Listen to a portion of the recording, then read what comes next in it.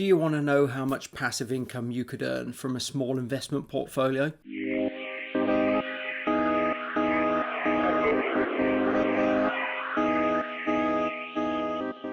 So roll on to 2013, and at this point I still had the share account with the Share Centre. I also had a Stocks and Shares ISA with the Share Centre. I had the Hargreaves Lansdowne SIP, which I transferred my friend's Provident pension into. And the company I now work for had its own pension scheme, so I just set that up as well. Now, the company pension scheme was a no-brainer to set up, really, because they matched whatever I put in, which was free money. So it was a little restrictive as to what funds you could invest in, so I just put the bare minimum that the company would match into it. I then also started selling off the shares that I had in the share account with the Share Centre, so I could transfer that money into the Stocks and Shares ISA instead for the tax advantages. So today we're going to have a look at 2013, 14 and 15, when I first started my journey into investing. 2016, 2017 and 2018, and just see how the portfolio grew over £25,000 for the first year, up to £36,000 in the second year, and then £41,000 in the third year. £43,000 to £66,000 and then up to £77,000. Let's get into it and see how we did. Welcome to Destination Wealth.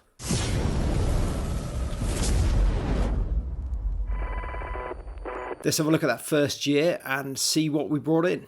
Here we can see from January through to December of 2013. And I received dividends on nearly every month apart from December. They were small, started off at £53. The largest month was May, which was £191. This was on invested amount of £24,945. So my total dividend income for that year was £523. Here we can see dividends in 10 of the 12 months. I didn't receive any in July and September, with the largest months being £164 in May. This equated to £612 in passive dividend income for the year, which was an average of £51 per month. In 2015, you can see that it was a very similar story to 2014. Largest month being £164, and the yearly passive income that came in was £612, exactly the same as 2014 at £51 per month. Here's the actual SIP investment account from 2013 and the stocks that I owned at the time. You'll see some well-known names in there. Now, I was buying all sorts of stuff left, right and centre with, putting in the research, but not as extensive as I should have been at the time. So I was really getting excited about investing and just throwing my money into all sorts of stuff. As you can see, it finished at £523.35 for the year. Now on to 2014, and these are the stocks that I owned then. Very similar to 2013, bar one share that changed. A total income of £612 for the year, £51 per month on average. Now we can roll on to 2015, where things looked a lot different. I'd thinned the portfolio down a lot. The investments brought in exactly the same figure as 2014 of £612 for the year, or an average of £51 per month. I'd added Shell, I'd added Babcock, Diploma and Dragon Oil to the stock portfolio. By 2016, I'd really slimmed the portfolio down. I'd spent a lot more time researching stocks, doing my homework, and really learning how to read a stock's balance sheet before I invested. I was starting to understand how to research stocks properly before just buying any old thing. So let's have a look at 2016 and see what we brought in. So here we can see from January through to December of 2016. I received dividends every month apart from July. They were not huge payments, but you can start to see that I was nearing the point where I was being paid something passively every month of the year. And that was my plan. The largest month was September at £126. And this year's income was on an invested amount of £42,892. So my total dividend income for the year was £935, which was the equivalent of £77.91 per month. And at the time, I was invested in 6 separate stocks and an ETF. Here you can see the exact stocks and the dividends that they paid me throughout the year.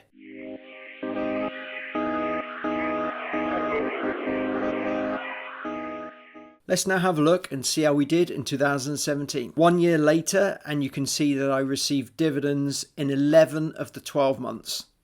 I didn't receive any in April and a paltry £8 in July. The largest month being £210 in June. This year, I hit my first milestone of reaching £1,187 for the year in passive dividend income, equating to £98.91 average per month. I now owned 9 dividend paying assets at this point. The portfolio in 2017 now stood at £66,150.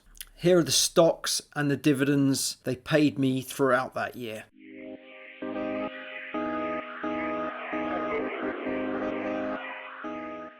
So let's move on to 2018 and see what happened there. As you can see, again, I received dividends in 11 of the 12 months, not quite reaching my target of dividends being paid every single month of the year, but it was getting close. The largest month was £289 in August, and the yearly passive income that came in was £1,672. That was 41% more than in 2017. And this gave me an average monthly passive income of £139.33. The portfolio at this point stood at £77,258. Here are the stocks and the dividends that paid me throughout that year.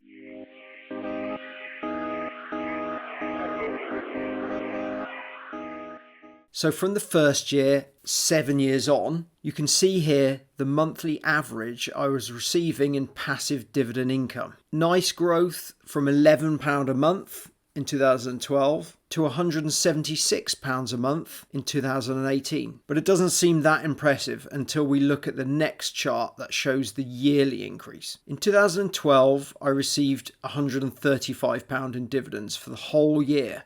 But by the end of 2018, this had ballooned to £2,112 in completely passive income. That's an increase of 1,464% and a total monetary amount of £7,751, all of which was reinvested back into the stocks that paid me those dividends, increasing my holdings in each of those stocks essentially for free. So as a little recap, let's have a look at my combined investments for the 8-year period of 2011 to 2018. That includes investments in my SIP with Hargreaves Lansdown, my friend's Provident Company Pension, and Stocks and Shares ISA with Interactive Investor. So as you can see, in 2011, my total savings across the 3 accounts was $29,653, growing up to $126,000 in 2018. So 2017 was a fantastic year. I'd invested a total of $12,486 of my own money, my own hard-earned cash, and I had an increase of 27% in growth. That was excluding those contributions. So £20,000 was just the increases from the dividends and capital appreciation for the year. This pushed me over that all-important milestone of £100,000 invested. And through each of these years, I hadn't invested more than £1,000 a month. And at the early stages of that growth. It was well under that, more like £300 to £500 a month, gradually increasing every year. So many well-known investors have said that reaching that £100,000 milestone is so important. Compound interest growth really does start to work for you, and your money really starts to snowball. You need money to make money certainly does hold some truth. So my investments really started to grow quickly once I reached that £100,000 milestone that everyone talks about. In my experience, it is true. So if you can see how, why, and what stocks I was invested in, and how that exactly happened, and what it looked like in real terms, check out this video next.